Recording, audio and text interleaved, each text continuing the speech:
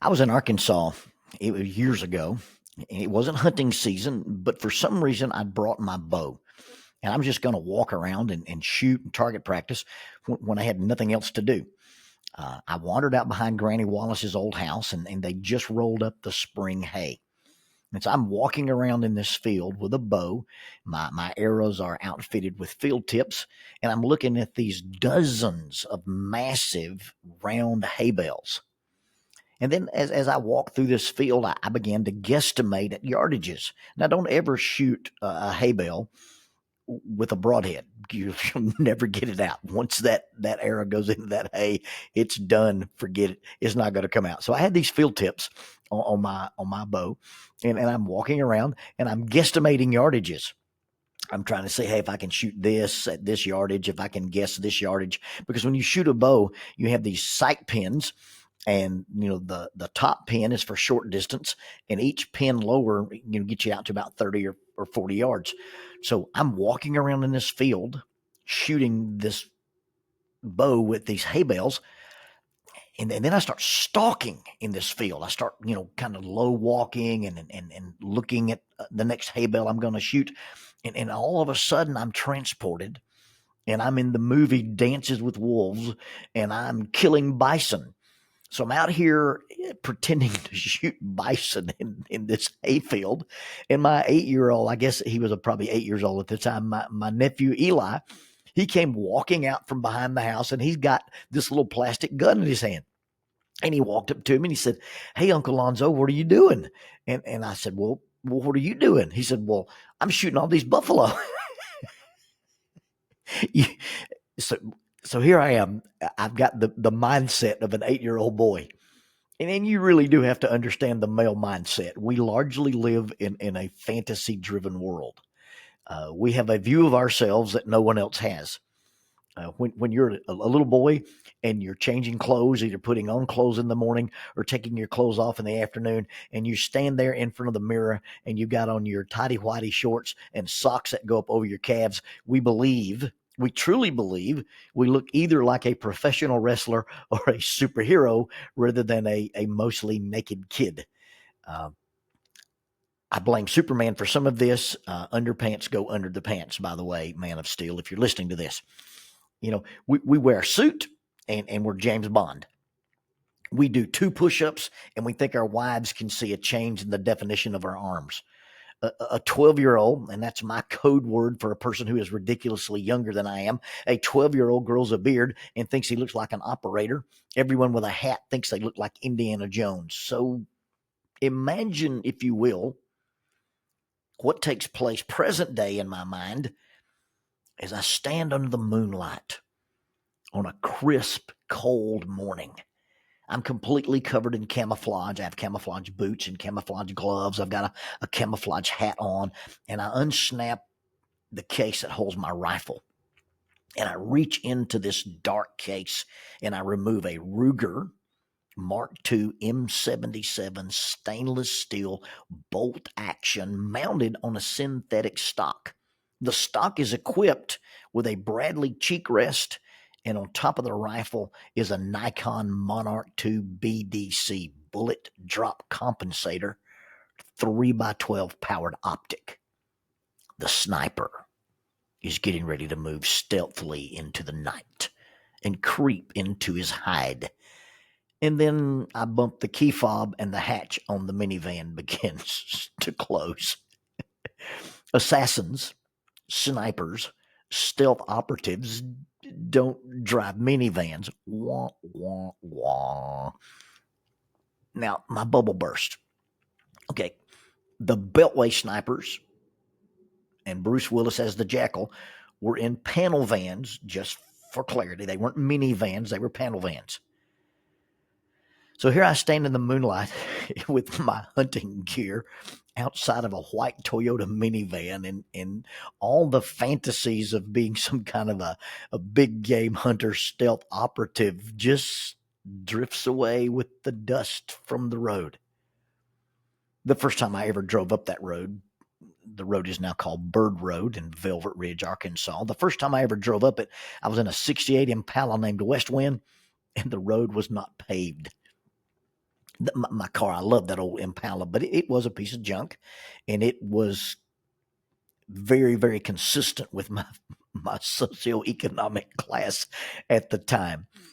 But it was the only car I had. It was the only car I could afford, and so it was the only car I drove. And I'd always had this idea what it would be like to drive back down that road, return to that little community and driving down that road in something a little bit more impressive. It has been fun to drive up that little road in both versions of the tactical Toyota.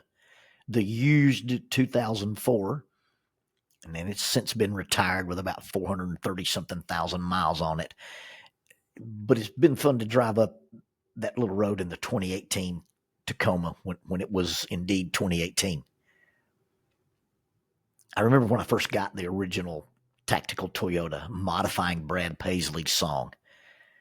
The song was entitled Get a Little Mud on the Tires. And the opening line is, well, I've got some good news. The bank finally came through, and I'm holding the keys to a brand new Chevrolet. I modified the words, and I got some big news. The bank finally came through. I'm holding the keys to a brand new TRD. Although it was a used Toyota Racing Development pre-runner.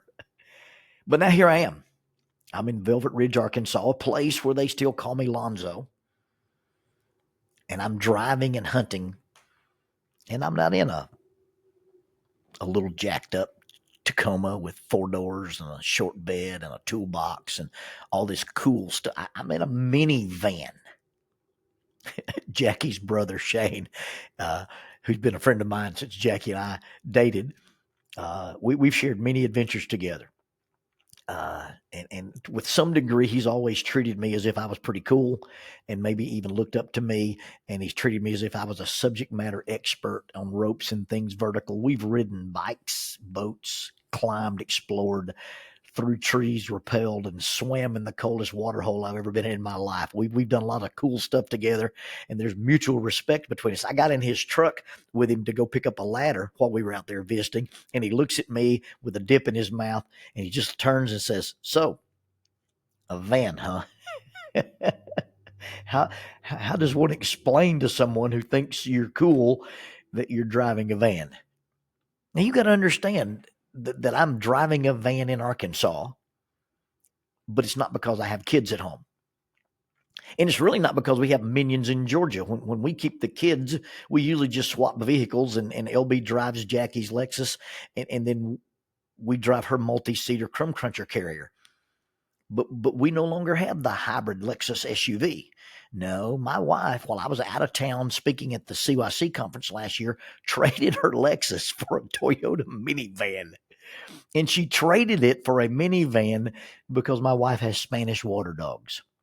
Now, those of you who are not familiar with a Spanish water dog, just picture a medium-sized Muppet with dreadlocks and combine with it the intelligence of a 4-year-old and a velociraptor. Oh, yeah. So we're traveling across country. We're going to these places, and we're driving the minivan so she can put the dog kennels in there, and the dogs can travel and vacation with us. And then as you travel with the little Muppet velociraptors in your car, you must stop at the large truck stop in Mississippi, and one must walk the dog. So adding insult to injury, not only do I crawl out of a minivan, but I put a leash on a little white fluffy Muppet that has a Christmas collar on it, and I get to walk it around the little dog park while all the truckers roll in and all the truckers roll out. I don't feel demasculinated at all whatsoever. But now the big question is about deer hunting in the minivan. What does one do if one kills a deer while driving a minivan? You got to understand, I've hauled lots of deer in the back of my little pickup truck.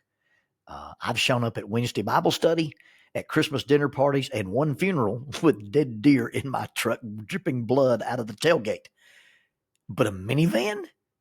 What does one do when one kills a deer in a minivan? Well, the answer to that question, in addition to my sniper assassin fantasy personality, I have all the tape and garbage bags of a serial killer in the van.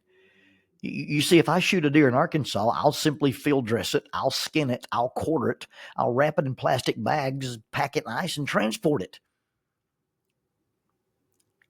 as much as I like to complain about it, as much as I like to hassle Jackie about it, and as much as I'll be mortified if I get killed in a car wreck while I'm in a minivan, the van does not affect my skills with a knife. The van does not affect my ability to shoot a rifle. The van doesn't affect anything about me other than my imagination.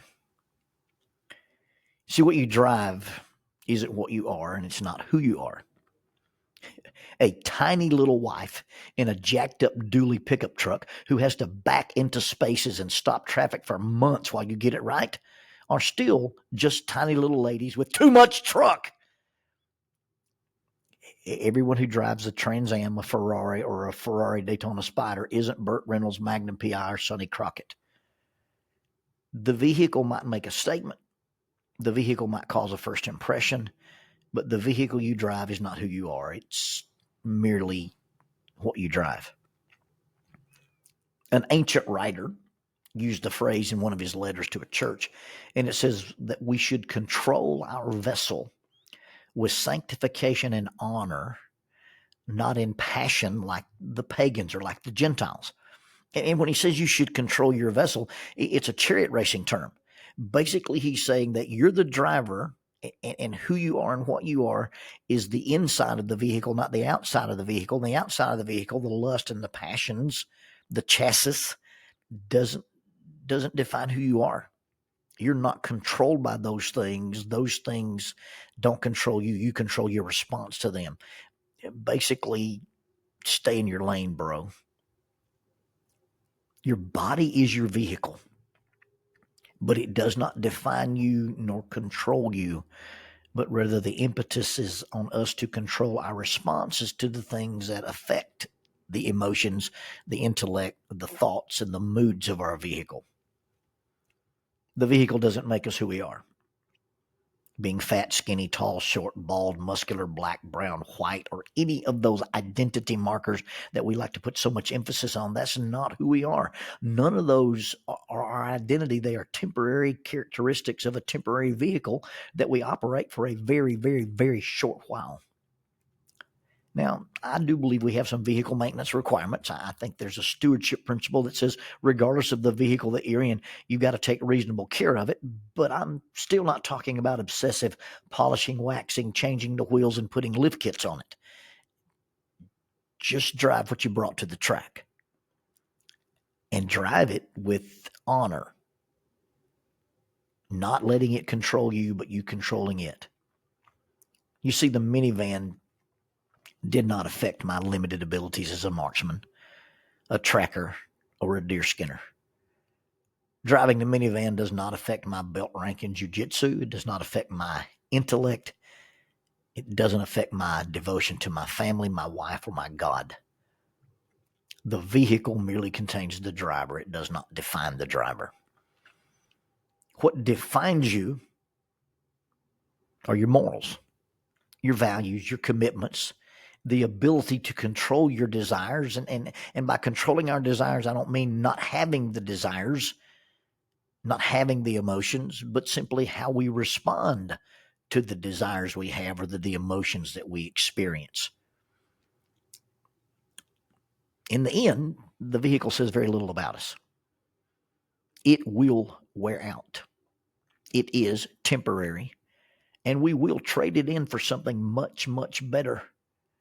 The trade-in value has a lot to do with how you operate the vehicle.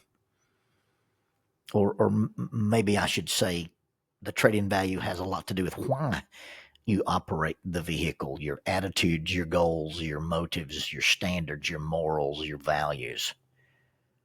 You are not what you drive, but you may be what drives you.